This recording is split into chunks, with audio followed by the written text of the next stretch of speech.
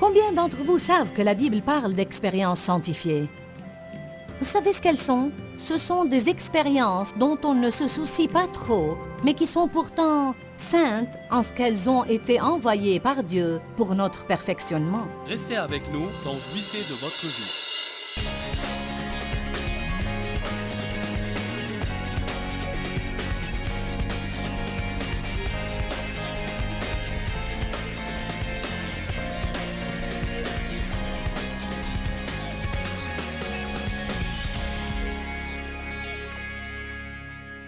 Eh bien, ce week-end, j'ai choisi pour vous comme sujet ce que je vais appeler brisé et guéri.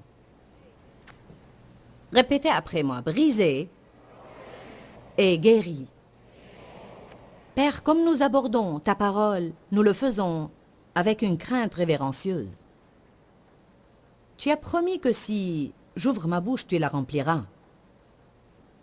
Je veux que les paroles qui sortent de ma bouche soient des paroles pénétrantes qui entrent jusqu'au cœur des auditeurs et réalisent de profonds changements dans leur vie. Je prie que toute personne ici soit respectueuse de la parole et que tout cœur soit ouvert pour recevoir ce que tu as à dire. Et je sais que ta parole est ointe et qu'elle rompt les liens de la servitude dans nos vies. Ainsi, je te fais confiance pour que les vies soient changées quand la parole est prêchée au nom de Jésus. Amen. Bon, le psaume 51, versets 16 et 17. Sauf que je suis dans Ésaïe et ça ne va pas m'aider.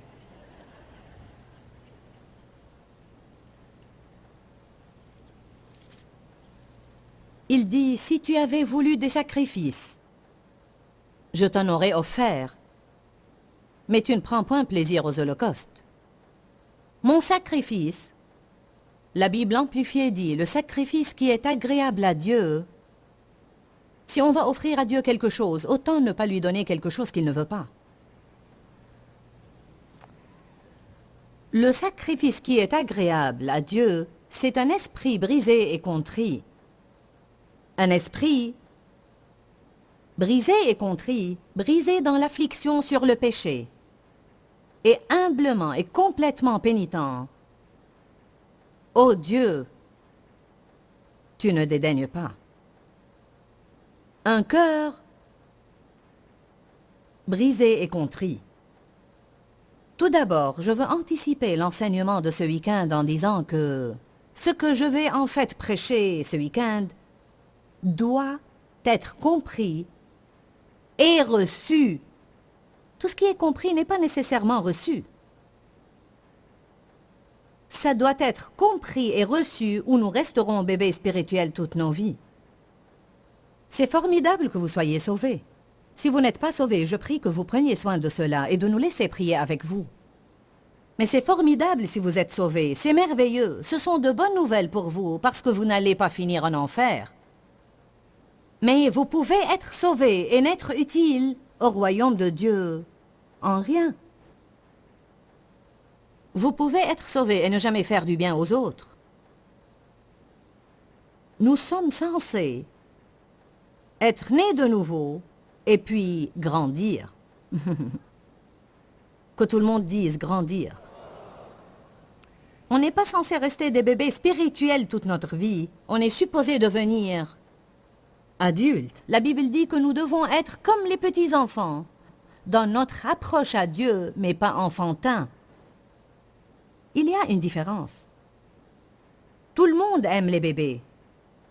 Pour tout bébé spirituel dans la salle, Dieu vous aime. Mais l'héritage n'est jamais donné au bébé spirituel. Vous pouvez l'avoir en réserve, pour vous quelque part à la Banque Céleste, mis de côté pour vous avec votre nom dessus. Mais vous ne le dépenserez jamais. Vous entendrez parler de la terre promise, mais vous passerez toute votre vie à errer dans le désert. On doit tous grandir spirituellement. Ce serait merveilleux si on pouvait prier une prière et grandir. Et si nous pouvions nous tenir dans une file pour la prière, pour qu'on nous impose les mains et que nous puissions grandir. Mais ça ne se produit pas si facilement ou si rapidement. La maturité spirituelle exige une grande et profonde œuvre de Dieu en nos vies. Il y en a beaucoup qui, parce qu'ils ne le comprennent pas, résistent cette œuvre toute leur vie. Ils passent leur vie à résister le Seigneur. Souvent, nous ne savons pas que nous résistons à Dieu. Mais ce que nous faisons fréquemment, c'est combattre l'instrument que Dieu envoie. Ou bien l'expérience sanctifiée que Dieu envoie. Combien d'entre vous savent que la Bible parle d'expériences sanctifiées? Vous savez ce qu'elles sont? Ce sont des expériences dont on ne se soucie pas trop, mais qui sont pourtant saintes en ce qu'elles ont été envoyées par Dieu pour notre perfectionnement. Je vais aller lentement pour que tout le monde le comprenne bien. Combien d'entre vous croient qu'on peut passer sa vie à résister à Dieu? J'ai passé plusieurs de mes premières années, en tant que croyante remplie de l'esprit, à résister à Dieu, croyant que je luttais contre le diable. Parce que je croyais que tout ce qui m'advenait, qui s'avérait inconfortable, je ne devais pas l'accepter car j'étais une enfant de Dieu.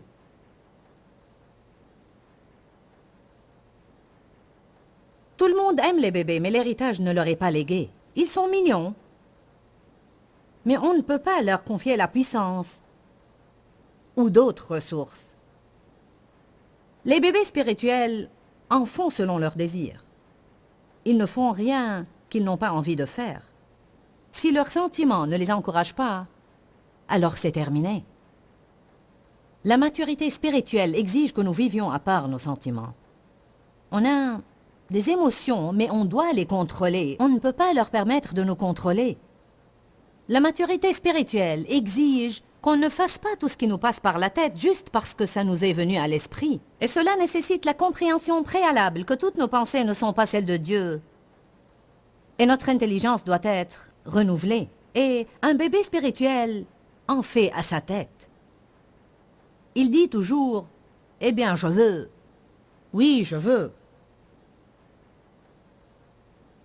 Faites que cette volonté soit docile à Dieu, qu'elle devienne vraiment soumise, souple et modelable.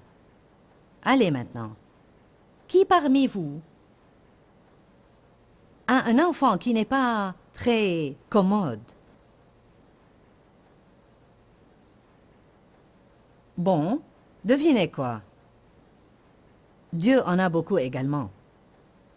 Et vous savez comme ça peut être décevant. Et je crois bien que Dieu soit Dieu, et je ne sais pas, peut-être qu'il n'éprouve jamais rien de tout ceci, mais on en parle d'une manière qu'on peut concevoir. Je suis sûre que notre comportement déçoit Dieu parfois.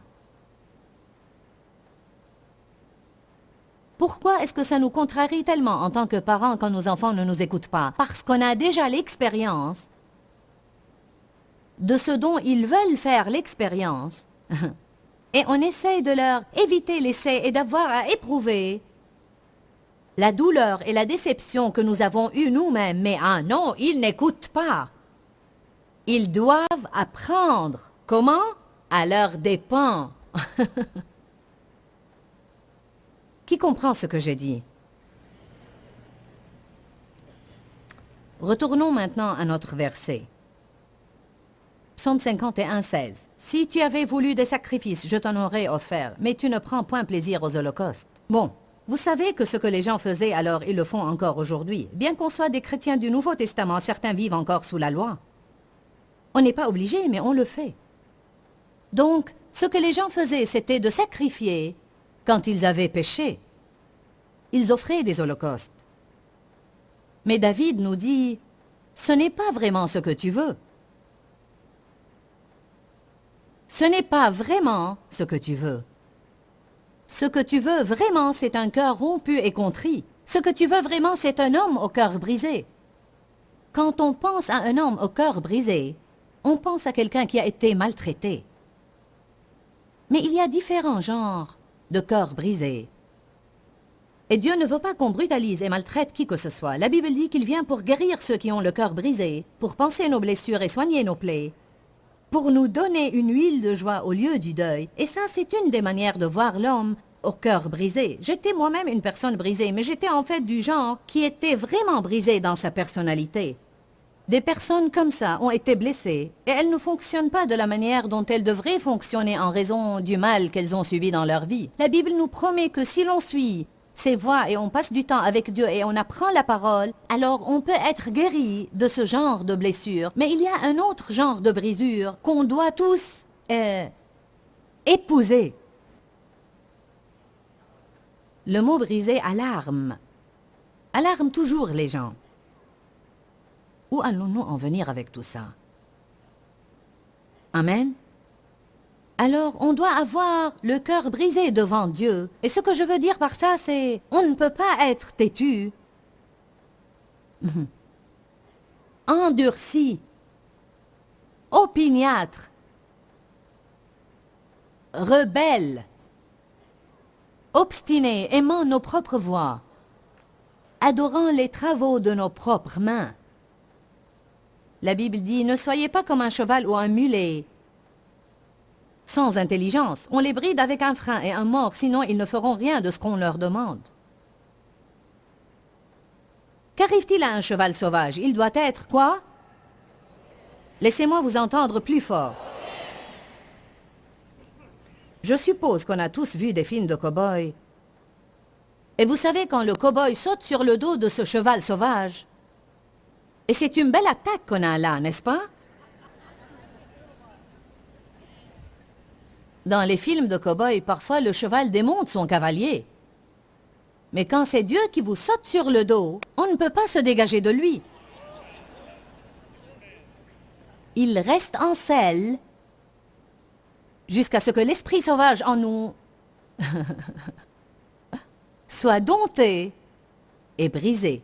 Ce n'est pas confortable, ça fait mal. Et souvent, on ne comprend pas ce qui se passe. Et la raison pour laquelle on ne comprend pas, c'est parce que personne ne nous dit le genre de choses que j'essaye de vous dire ce week-end.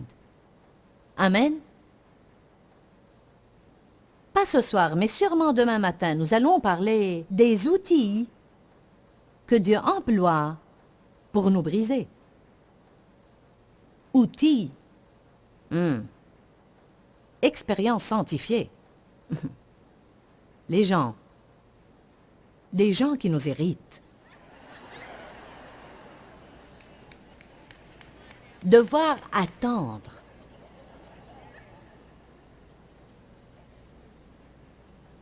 Telles sont les choses qu'on combat tout le temps. On est toujours en train de lutter contre quelque chose dans nos vies. Je ne veux pas de cette personne dans ma vie. Je ne veux pas de cette situation-là. On se rend la vie dure parce qu'on est là à lutter, lutter, lutter, combattre, combattre, combattre.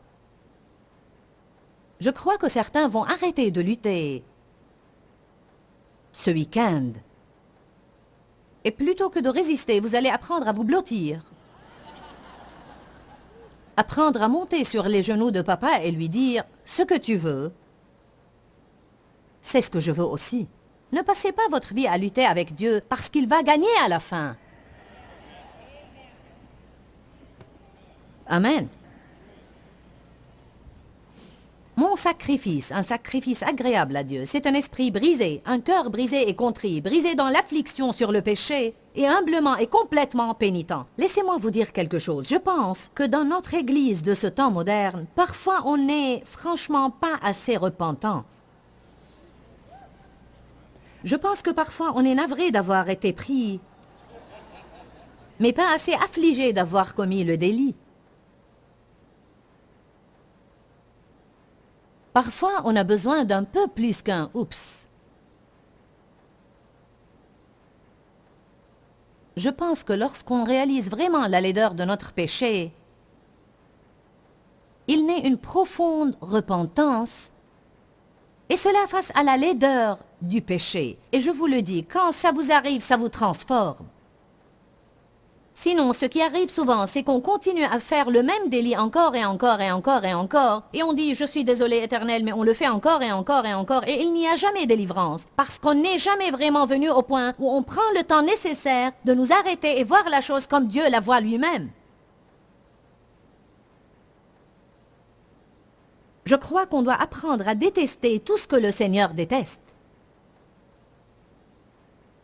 Il déteste le péché, il déteste l'entêtement, il déteste la rébellion, il déteste les coups raides et les attitudes opiniâtres. Non pas les personnes, mais leurs attitudes, leur mentalité. Il abhorre qu'on maltraite les gens. Savez-vous que Dieu hait qu'on se maltraite les uns les autres? Dieu déteste absolument qu'on se juge et qu'on se critique les uns les autres. Le savez-vous? Il déteste qu'on jase et qu'on commère sur les gens. On prend ces choses tellement à la légère.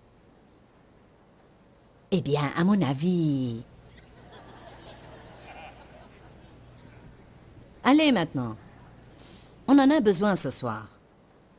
On doit apprendre à voir nos cœurs se briser sur les choses qui brisent le cœur de Dieu. On doit apprendre à nous affliger sur ce qui l'afflige et à détester ce qu'il déteste. Commencez à prier. Éternel, apprends-moi à détester ce que tu détestes. Et brise mon cœur, Éternel, sur ce qui brise ton cœur. Amen. En réalité, ce soir, je vais enseigner sur le châtiment de Dieu. Un sujet qui se trouve partout dans la Bible et qu'on doit bien saisir. Enseigner sur le châtiment de Dieu ne vous appellera pas à applaudir et à acclamer ce soir, mais plus tard. Que tout le monde dise plus tard. Car plus tard finit toujours par arriver. Alléluia. Quelqu'un doit nous dire quelque chose maintenant, nous pousser à faire quelque chose maintenant qui va rendre plus tard plus agréable. Il y en a beaucoup ici ce soir. Si vous aviez fait ce que Dieu vous a dit de faire l'année dernière, vous ne seriez pas dans le pétrin maintenant parce que maintenant c'est plus tard.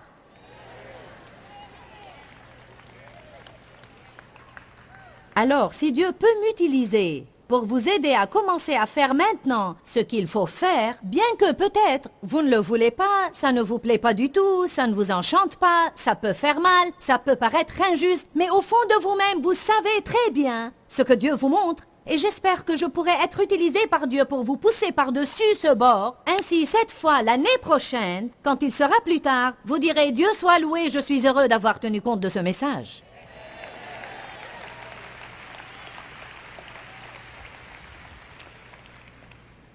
Alors allez avec moi à Job. Chapitre 5.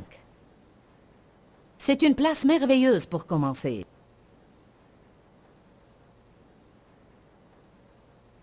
Maintenant, vous allez devoir être de bons étudiants de la Bible ici ce soir parce qu'on va, on pourrait bien citer 6 paroles sur le châtiment. Je veux que vous compreniez que ce n'est pas quelque chose que j'invente. Ça se trouve partout dans la Bible. Qu'est-ce que le châtiment? C'est une correction. C'est une éducation. C'est une formation qui vient du Seigneur. Nos pères terrestres nous corrigent et nous châtient. À plus forte raison, Dieu, qui est notre Père, nous corrige et nous châtie. Il opère sur nous. Dieu agit sur nous par l'intermédiaire du Saint-Esprit qui intervient en nous à l'intérieur. Et c'est très difficile de décrire à quoi ça ressemble, mais vous vous sentez juste berk. Il y a comme un meulage profond dans votre esprit. Je veux dire, c'est comme oh oh, vous savez. Vous sentez comme si Dieu a sa main là-dedans en train de presser quelque chose et il ne lâchera pas. Vous avez probablement senti cela sans savoir que c'était Dieu. Vous avez cru que c'était une indigestion. C'était une indigestion spirituelle. Mais aussi parce qu'on n'est pas aussi sensible spirituellement qu'on devrait l'être. Quand Dieu opère sur nous intérieurement, il l'utilisera toujours, et cela jusqu'à ce que vous atteigniez un niveau de maturité spirituelle où vous pouvez dire immédiatement dans votre esprit quand Dieu vous sonde. Sinon, il devra également employer des circonstances extérieures pour attirer votre attention. Amen. Parfois, Dieu vous adresse une question. Il vous parle, mais vous n'écoutez pas. Alors, il vous envoie quelqu'un pour vous dire la même chose. Sauf que maintenant, vous allez être embarrassé. Si vous aviez écouté Dieu, vous n'auriez pas été embarrassé. Mais comme vous ne l'avez pas fait, il vous a envoyé quelqu'un pour vous dire ce qu'il essayait de vous dire depuis le début. Parfois, il vous enverra un de vos enfants pour vous corriger. Dieu emploie des personnes pour nous corriger et qui parfois ne savent même pas qu'elles sont utilisées. Elles disent des choses et ne réalisent même pas ce qu'elles disent, mais c'est comme une lame qu'elles plongent en nous. Amen. J'ai marché avec Dieu un long temps. Et j'ai encore beaucoup de chemin à faire, mais je peux dire quand Dieu opère sur moi à l'intérieur.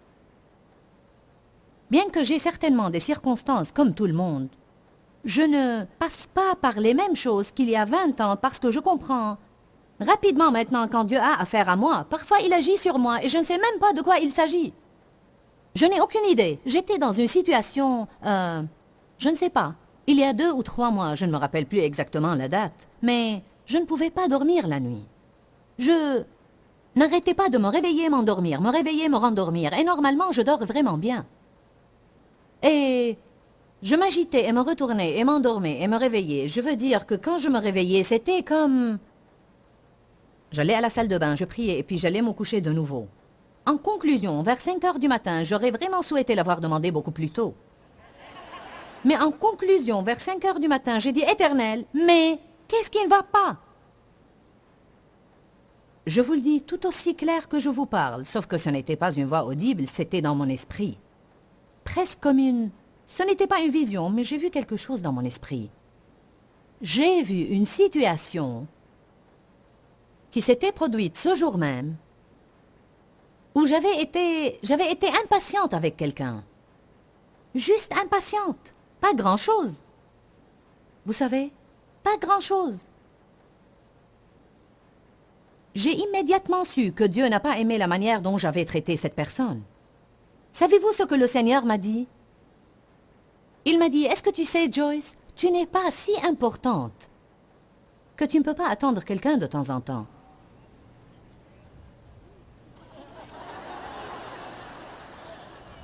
Je peux être franche avec vous, parfois quand vous êtes le patron, et vous avez beaucoup d'autorité, je veux dire, soyons francs. Parfois, il vous arrive de penser, je n'ai pas à supporter cela. Alors, Dieu est en train de m'utiliser, mais si je ne maintiens pas la bonne attitude, rappelez-vous toujours, ce qui monte peut descendre. Et désolé de le dire, ça descend d'habitude beaucoup plus vite que c'est monté. Et je veux cela de Dieu. En fait, je le lui demande. Parce que franchement, on est une telle boule de chair qu'on peut avoir de mauvaises attitudes et maltraiter les gens et on ne réalise pas totalement ce qu'on est en train de faire, car on marche selon la chair. On a un emploi de temps serré. Vous savez, on fait tout ce travail, qui en grande partie travaille pour Dieu. On n'agit pas comme lui, on travaille pour lui. Hors de mon chemin, tout le monde, j'ai du ministère à faire ici. Allez.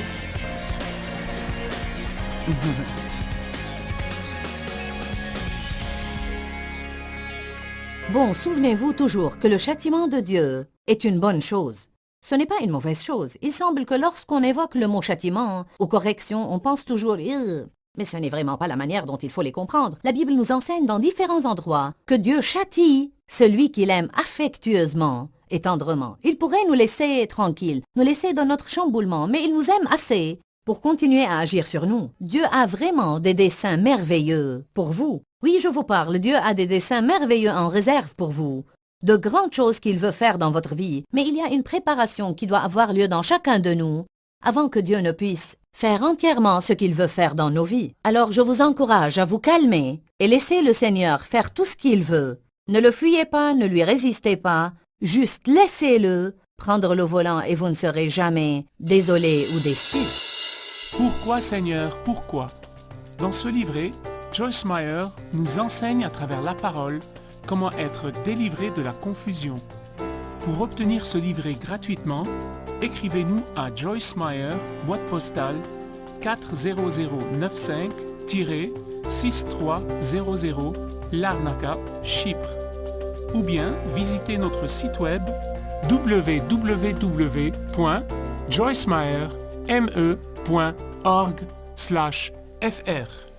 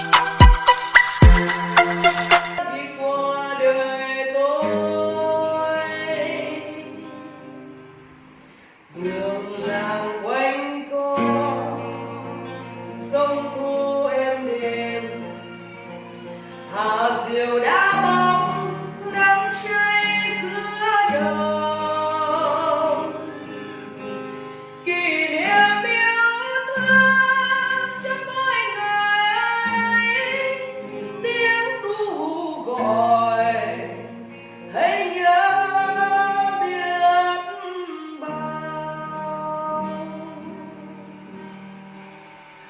tôi xa quên